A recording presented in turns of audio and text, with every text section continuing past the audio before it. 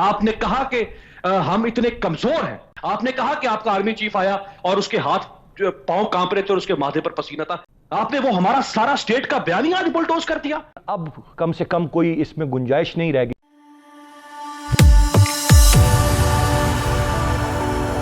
जय हिंद दोस्तों, मोदी देश में आपका स्वागत है। आज पाक मीडिया अयाज सादिक जो पाकिस्तान के पूर्व स्पीकर है उनके एक बयान की बात कर रहे हैं, जिसमें उन्होंने कहा है कि जब पाकिस्तान ने अभिनंदन को पकड़ा था तब भारत ने पाकिस्तान को धमकी दी थी कि अगर उन्होंने अभिनंदन को भारत को वापस नहीं किया तो भारत पाकिस्तान पे हमला कर देगा। और उसके बाद पाकिस्तानी आर्मी चीफ बाजवा के पैर कांपने लगे थे। तो पाक मीडिया उसी पर आज बात कर रहा है। पाक मीडिया कह रहा है कि पीडीएम की रैली से पहले आज़ाद बलूचिस्तान के नारे लगे थे और अब अयाज सादिक के इस बयान के बाद मुझे लगता है कि नवाज शरीफ के सारे लोग भारत के इशारों पर काम कर रहे हैं। दोस्तों, ये वीडियो बहुत ही मज़ेदार है, तो इसे आप पूरा ज़रूर देखिएगा। तो चलिए और इंतज़ार ना करके ये वीडियो देखते हैं। आपसे जानना चाहूँगा, आप कैसे देखते हैं सर इसको, और ये कितना डैमेज और कितना नुकसान है जब इस तरह के बयानात अंदर से दिए जाते हैं?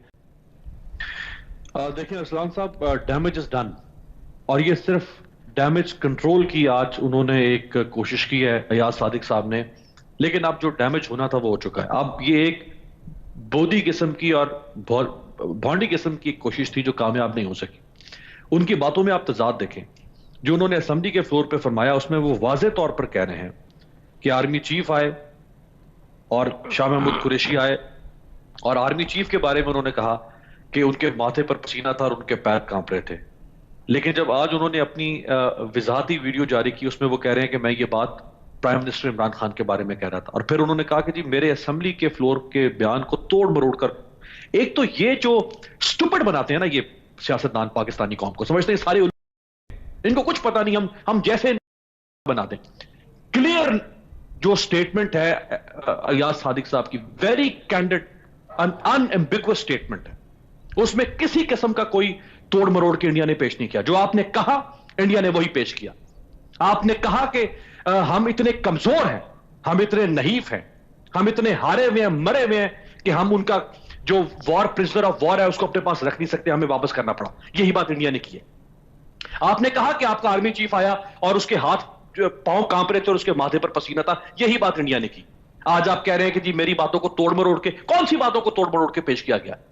आपको सोचना चाहिए था बात करने से पहले। आपको आज कन्फेशन करनी चाहिए थी पाकिस्तानी कौम के सामने। अगर आप में थोड़ी सी भी रत्ती बराबर, जो आपके ही कुलीग ख्वाजा आसिफ साहब ने कहा कि कोई शर्म होती है, कोई हया होती है, कोई एथिक्स होते हैं, कोई ग्रेस होती है, तो आप आज कौम के सामने माजरत करते, माफी मांगते कि हाँ ये मेरा स्लिप ऑफ टंग ही कह देते। आप कह रहे मेरी बात को तोड़ मरोड़ कर पेश किया गया।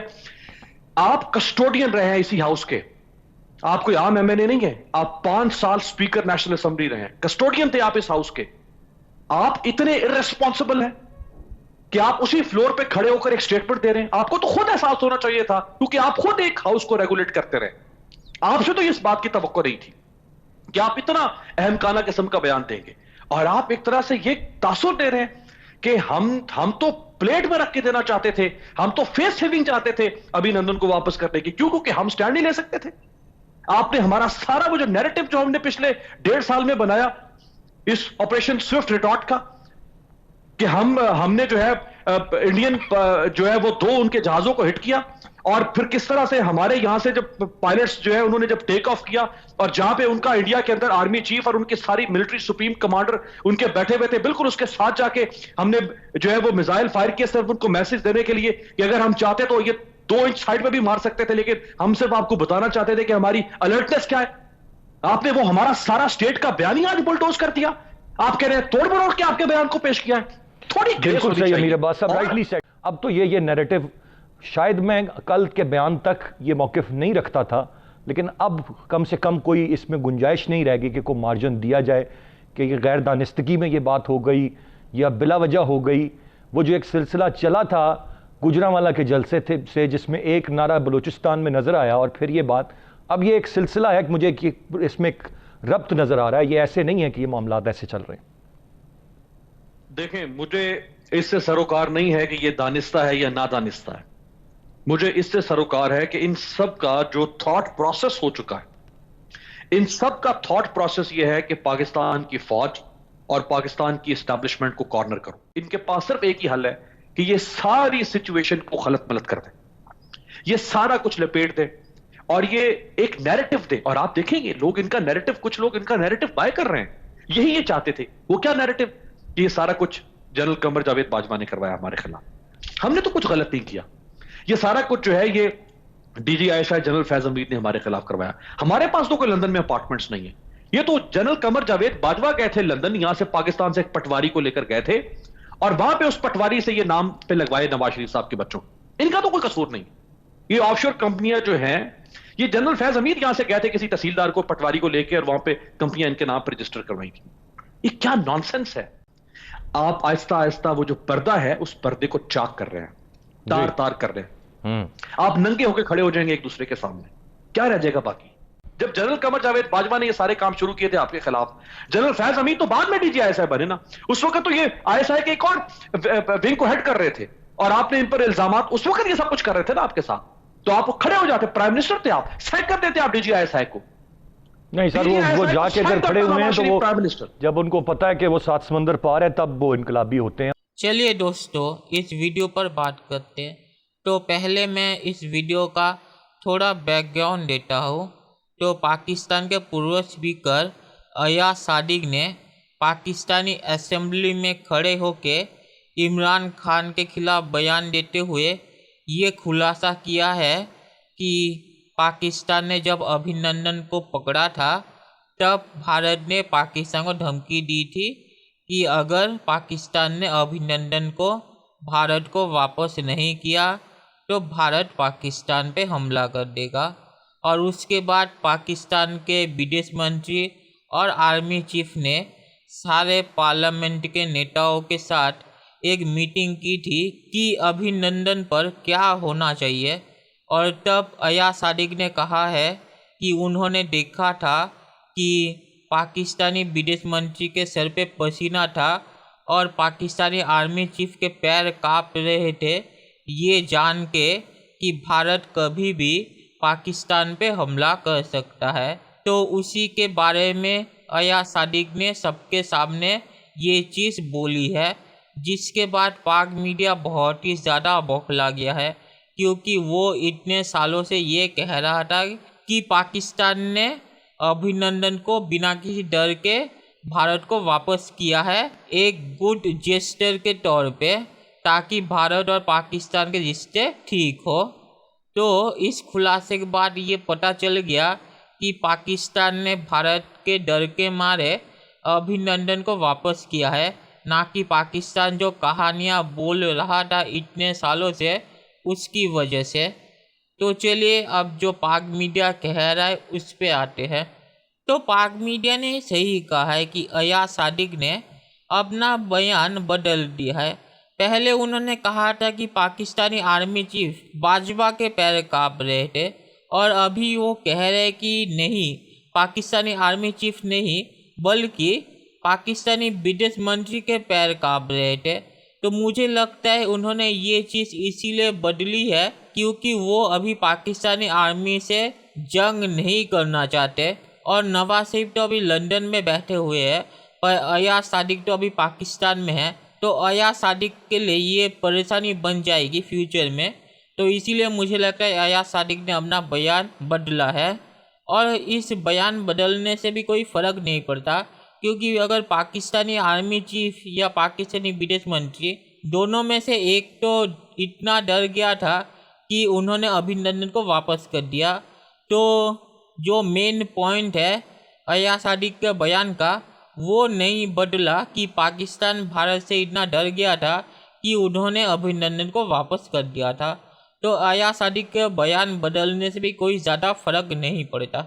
और पाक मीडिया ने सही कहा कि भारतीय मीडिया ने अयाज सादिक ने जो कहा था उसे ही दोहराया। भारतीय मीडिया ने अयाज सादिक के बयान को तोड़ मरोड़ के पेश नहीं किया। तो इस पे पाक मीडिया सच बोल रहा है। और पाक मीडिया ये इसीलिए भी बोल रहा है क्योंकि अय्याज सादिक का बयान वीडियो पे है, तो पाक मीडिया का इस पे झूठ बोलना नहीं बनता, क्योंकि भारतीय मीडिया ने तो अय्याज सादिक का वीडियो चलाया है और उन्होंने जो कहा है वही चीज़ रिपीट की है। तो इसमें पाक मीडिया सही है कि भारतीय मीडिया ने अय्याज सादिक के बयान को तोड़ मरोड़ के पेश नहीं किया।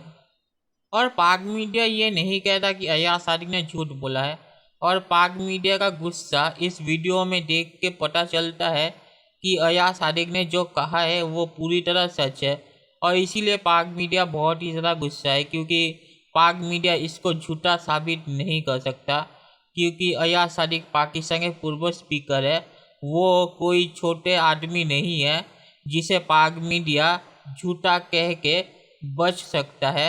अय्याज सादिक को बहुत सारी चीज़ें पता है और उन्होंने अभी तो एक ही चीज़ बोली है, तो इसीलिए पाक मीडिया इस बयान पे कुछ ज़्यादा ही गुस्सा है।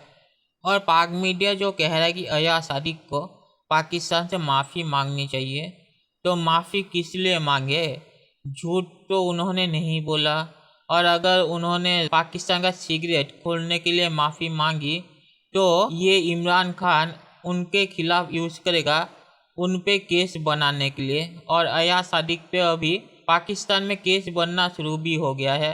तो मुझे नहीं लगता कि अय्याज सादिक इस पे माफ़ी मांगेंगे, क्योंकि अय्याज सादिक तो बोलेंगे कि मैंने तो जो कुछ कहा वो सच ही था, तो सच बोलने पे मैं माफ़ी क्यों मांगूं। तो पाक मीडिया जो कह रहा है कि अय्याज सादिक को माफ़ी मांगनी चाहिए, तो मुझे नहीं लगता ये कभी भी होगा, क्योंकि अय्याज सादिक ने अगर माफ़ी मांग ली तो अय्याज सादिक के लिए बहुत बड़ी मुश्किल खड़ी हो जाएगी, क्योंकि उसके बाद इमरान खान अय्याज सादिक को नहीं छोड़ेगा, तो इसीलिए अय्याज सादिक माफ़ी मांगेगा ये मुझे नहीं लगता।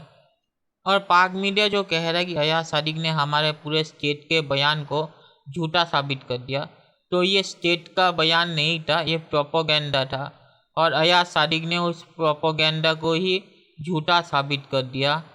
तो पाक मीडिया का ये गुस्सा होना अय्याज सादिक के बयान पे नहीं बनता, क्योंकि अय्याज सादिक ने सिर्फ प्रोपोगेंडा को झूठा साबित किया है। अगर स्टेट का बयान सच होता तो अय्याज सादिक आज ये चीज़ नहीं बोल रहे होते। और पाक मीडिया जो कह रहा है कि अय्याज सादिक के बयान के बाद मुझे लगता है कि पीडीएम की रैली, जिसमें नवाज शरीफ के पार्टी के लोग भी है, वो भारत के इशारों पे काम कर रहे हैं, तो इसके बारे में तो पाक मीडिया के पास कोई सबूत नहीं है। इमरान खान ने भी इस पे कई बार बोला है, पर इमरान खान के पास भी कोई सबूत नहीं है, और इसीलिए उसने कोई सबूत पेश भी नहीं किया। आप ही सोचिए, अगर इमरान खान के पास सबूत होता कि नवाज शरीफ भारत के लिए काम कर रहे हैं, तो क्या इमरान खान उसे इतने दिनों तक छुपा के रखता? इमरान खान जैसा आदमी तो ऐसे सबूत को सरेआम पेश कर देता। तो इमरान खान और पाक मीडिया जो कह रहा है कि नवाज शरीफ और उसकी पार्टी भारत के इशारों पर काम कर रही है, ये पूरी तरह से झूठ है, और इसके बारे में पाकिस्तान के पास कोई सबूत भी नहीं है। तो ये कहना बिना कोई सबूत के कि पाकिस्तान के पूर्व प्रधानमंत्री और पाकिस्तान के पूर्व स्पीकर भारत के लिए काम कर रहे हैं, ये इतनी घटिया बात है कि मुझे इस पे ज़्यादा और बोलने की कोई ज़रूरत नहीं है। और इससे पता चलता है कि पाक मीडिया कितना बौखला गया है कि अब वो अपने ही लोगों को भारत का एजेंट बोल रहे हैं।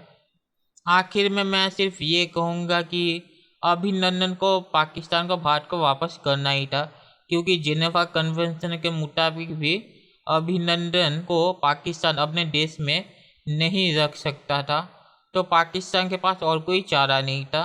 भारत की धमकी की वजह से हो या जेनेवा कन्वेंशन की वजह से अभिनंदन को पाकिस्तान को वापस करना ही था। तो मेरे लिए कोई फ़र्क नहीं पड़ता, क्योंकि अभिनंदन भारत में आ चुका है, तो यही मेन चीज़ है।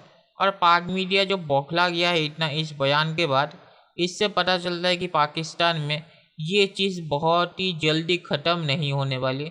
तो चलिए फ्यूचर में देखते हैं क्या होता है। दोस्तों, ये वीडियो देखने के लिए बहुत बहुत शुक्रिया, और हमारे चैनल को सब्सक्राइब करना मत भूलिएगा। Thank you very much.